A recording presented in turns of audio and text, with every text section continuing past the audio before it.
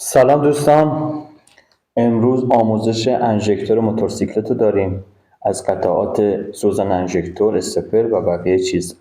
دوستان بعضیا میترسن از انژکتور، حتی اسمش آدم ترس داره. ترس نداشته باشید. کاربرات کارش مهمه ولی انژکتور کارش راحت تره. چطور بهتون بگم؟ این کاربرات اگر شما بخواید تنظیم کنید یا هر چیزی، اگه کار کرده هم باشه، شما بخواید قطعاتش مثل پیچ هوا، پیچ سیلو، ژیگلر یا هر چیشو بخواید عوض کنید، اگر سوراخ‌هاش گشاد باشه، هر ژیگلری که بندازی جواب کارتو نمیده. ما کلا داخل کلیپایی که دارم باز کردن قطعات کاربراتور هست، ولی امروز بحث ما بحث سوزن انژکتور و قطعات انژکتور هست. کارش خیلی راحته. کارش چطور راحته دوستان؟ وقتی شما مشکل موتور داری، یعنی ریپ میزنه یا برق نمیاره یا هر چیزی، کل سیستم انژکتور به یه HCU وصله، یعنی کامپیوتر موتورسیکلت یا مغز موتورسیکلت. یه دیاگ که بهش وصل کنی کل مشکلات انژکتور رو بهت میگه. نیازی به باز کردن قطعات نیست، فقط شما باید کار اینو بلد باشید.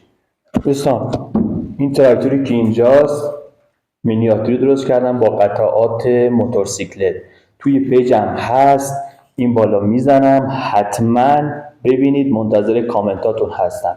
بریم واسه باز کردن قطعات انژکتور و توضیح اونا که بهتون بگم کارش چیه. زیاد سخت نیست، فقط تا آخر ویدیو همراه باشید. یه سابسکرایب اینجا پایین هست، حتما بکوب روش، نوکرتون هستم. بریم ادامه ویدیو. دمتون گرم.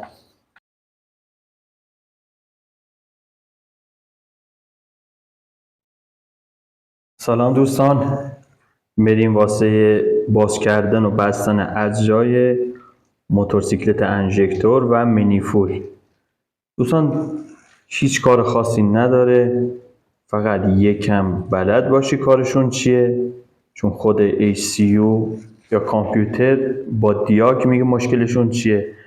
بیشتر برای تمیزکاری شما میتونید فقط از اسپری انژکتور استفاده کنید یا بنزین. دوستان سعی کنید با اسپری W40 که داخل عکس میذارم استفاده نکنید. اون W40 ها بیشتر صنعتی هستن، برای زنگ زدگی و اینا زیاد، چون اینا چدن هستن باعث خوردگی قطعات میشه. سعی کنید با اسپری انژکتور شد حتما بشوید با بنزین.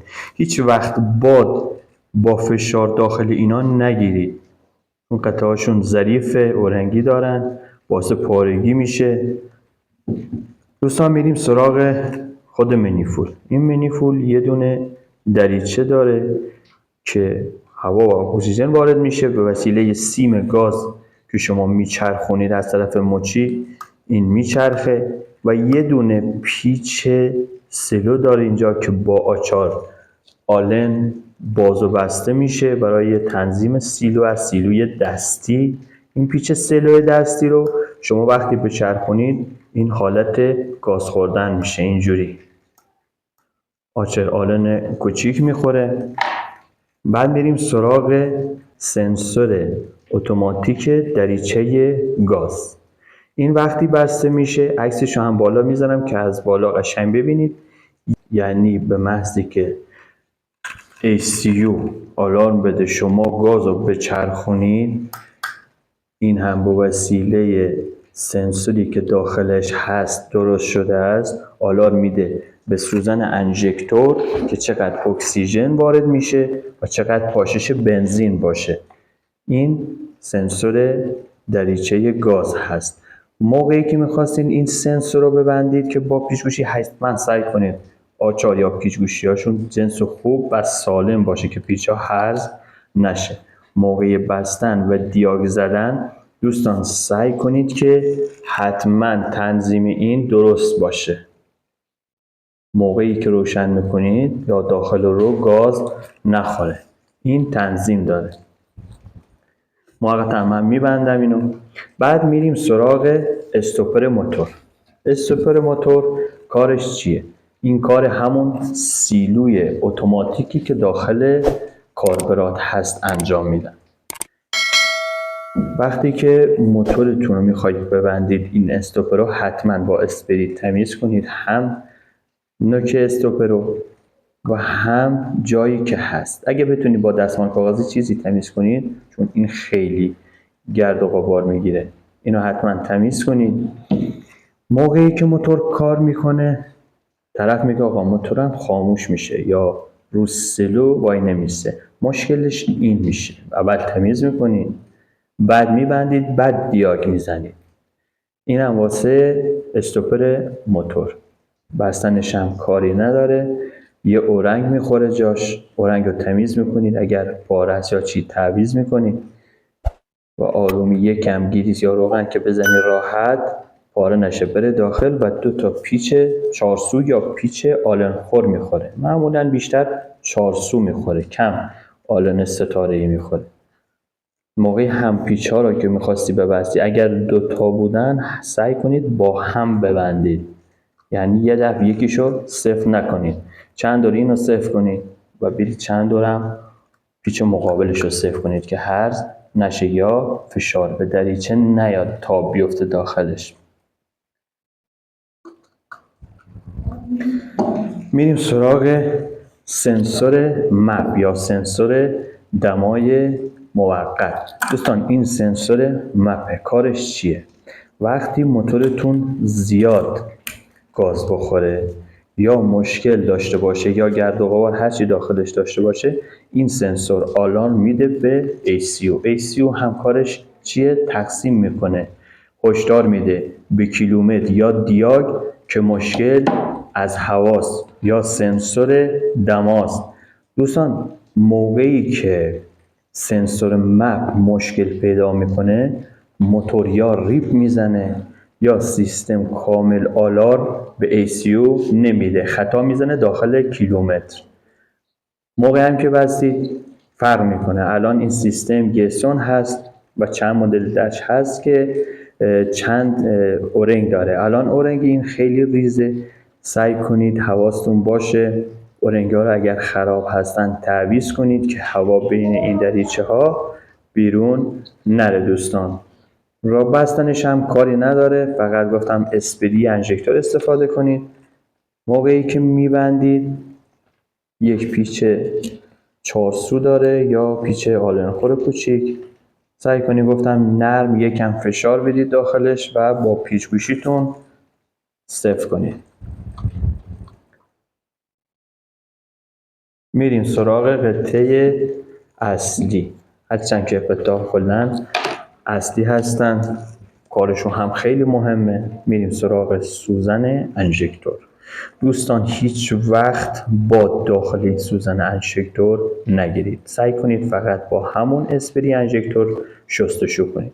بیشترین قطعه‌ای که تو داخل سوزن انژکتور هست بیشتر رنگشون سبز رنگ هستن، ولی این قطعه مشکیه چون شرکت یسون تولید کرده و حدوداً ما چند نمونه سوزن داریم، 3 سوراخ هست، 6 سوراخ هست، 4 سوراخ هست، 5 سوراخ هست. اینا که مشکی هستن و یسون مدل 125 سی سی یا 150 3 سوراخه هستن. سوراخشون اگر داخل کلیپ فیلم هم پیدا باشه، کیفیت دوری باشه، 3 سوراخ در داخل نوک سوزن انژکتور هست. دوستان وقتی که شما موتورتون رو گاز میدید، یعنی گاز مچی رو میگیرید، اکسیژن از دریچه مینیفول وارد سرسیلند میشه. کار این بنزین میپاشه روی سرسیلند.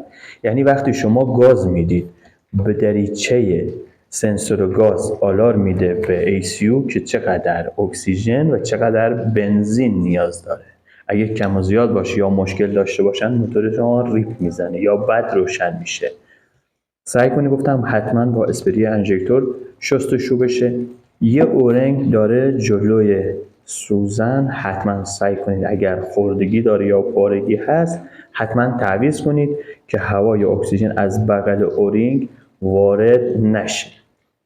دوستان میریم واسه بستنش. سعی کنید موقعی که میخوایی ببندی اورنگو یکم گریس یا روغن بزنید که فشار بهش نیاد، یکم بچرخونید و پیچاشو ببندید.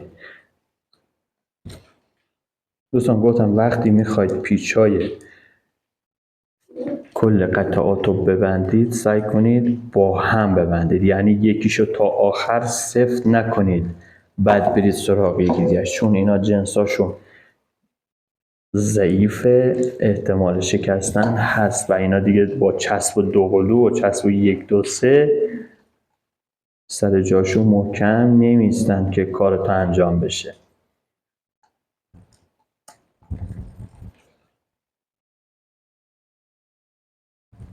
اینم واسه بستن قطعات.